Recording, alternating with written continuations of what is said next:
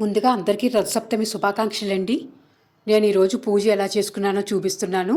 ముందుగా ప్రసాదం తయారీకి ఒక పాత్రను తీసుకుని దానికి పసుపు రాసుకుని బొట్లు పెట్టుకోవాలి. గంధం కుంకుమతో బొట్టు పెట్టుకుని ఉంచుకోవాలి. అలాగే తమలపాకుతో తోరం కట్టుకుని ఉంచుకోవాలండి. ఇప్పుడు ప్రసాదం చేయబోయే బియ్యానికి కొద్దిగా నెయ్యి పట్టించి ఉంచుకోవాలి. బియ్యం కడగకూడదండి, నెయ్యి పట్టించుకుని ఉంచుకోవాలి. ప్రసాదం తయారీకి వీలైనంత వరకు ఆవు పాలనే వాడండి. ఆవు పాలు దొరకని పక్షాన గేదె పాలు తప్పదండి. మాకైతే టెట్రా ప్యాక్ దొరికాయి. ఒక రోజు ముందే తెప్పించి ఉంచుకున్నాము, లేకపోతే అవి కూడా అయిపోతాయి మాకు. బియ్యానికి సరిపడా పాలు వేసుకోండి. మొత్తం పాలతోనే వండుకుంటే ప్రసాదం చాలా రుచిగా ఉంటుందండి. దేవునికి అర్పించేది కదా, భక్తితో ఇలా చేసుకోవాలి. స్టవ్ మీద పెట్టిన పాలని ఇలాగా అక్షయం అవ్వనివ్వాలి, అంటే పొంగనివ్వాలి.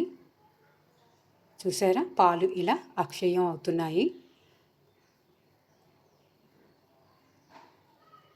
ఇలా అవ్వనిచ్చి మనం ముందుగా నెయ్యి కలిపెట్టుకున్న బియ్యం ఉన్నాయి కదండి, వాటిని 3 సార్లు ఈ పాత్ర చుట్టూ తిప్పుకుంటూ ఇలా పాలల్లో వేసుకోవాలి. చూడండి ఎలా వేసుకుంటున్నానో. అందరికీ తెలియక కాదండి, కానీ ఒక్కొక్కరి పూజా విధానం కొంచెం చిన్న డిఫరెన్సెస్ ఉంటుంటుంది ఒక్కొక్క ప్రాంతాన్ని బట్టి. అంతే, అందరూ భక్తి శ్రద్ధలతోనే చేసుకుంటారు కదా. నా మటుకు నేను ఎలా చేసుకుంటున్నానో చూపిస్తున్నాను అంతేనండి. చూసారా, ఇలా 3 సార్లు వేసుకున్నాక మిగతా బియ్యాన్ని కూడా ఇందులో వేసుకోవాలి. చెరుకు ముక్కతోనే కలపాలండి, గరిటె వాడకూడదు. ఇత్తడి గరిటె కానీ స్టీల్ గరిటె కానీ ఎలాంటి గరిటె వాడకూడదు. అది ఉడుకుతుంది. ఈ లోపల నాకు నా దగ్గర సూర్యుని విగ్రహం అది ఏమీ లేదు కాబట్టి, సూర్యుని ప్రతిమ కానీ లేదు కాబట్టి, నేను ఇలా ఇత్తడి పళ్ళను శుభ్రం చేసుకుని దానిలో బియ్యం పసుపు కుంకుమ వేసుకుని ఒక తమలపాకును పెట్టుకున్నాను. ఆ తమలపాకులో గంధంతో సూర్యభగవాన్ని ప్రతిష్ఠించానండి. ఇలా గంధం రాసుకుని సూర్యభగవాన్ ఆకారం ఇలా పెట్టుకున్నాను. దానికే కాస్త పసుపు కుంకుమ కూడా అద్దుకున్నానండి.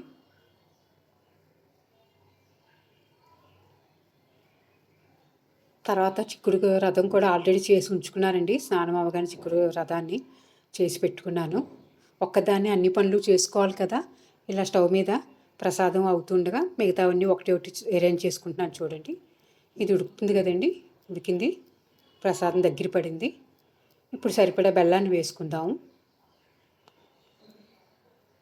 బెల్లాన్ని వేసుకుని ఒక్కసారి కలుపుకొని బెల్లాన్ని కరగనిచ్చి దించుకోవడమేనండి. దేవుడి పూజలకి వాడే ప్రసాదాల్లో లవంగాలు, యాలకులు, అలాగే జీడిపప్పు, కిస్మిస్లు, డ్రై ఫ్రూట్స్ అవి వేయకూడదండి. ఉట్టి నేతితోనే సమర్పించాలి మనం. ఇలా అయ్యింది కదండి, అన్నీ దగ్గర పెట్టుకున్నాను. పెట్టుకుని ఇలాగా తులసమ్మ దగ్గర పూజ చేసుకున్నాను. చాలా సంతృప్తిగా అనిపించింది నాకు. ఎదురుగుండా సూర్యభగవానుడు కూడా కనిపించాడు. సూర్యభగవానుడికి అర్ఘ్యం కూడా సమర్పించాను. ఇలా చిక్కుడు ఆకులతో 7 ప్రసాదాలు పెట్టానండి. అలాగే రథం దగ్గర పూజ చేసుకున్నాను.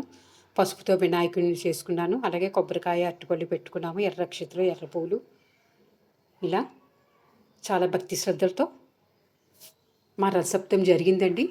మరి మీరు ఎలా చేసుకున్నారు కామెంట్స్లో చెప్పండి. నాకైతే ఈ సంవత్సరం చాలా సంతృప్తిగా జరిగింది.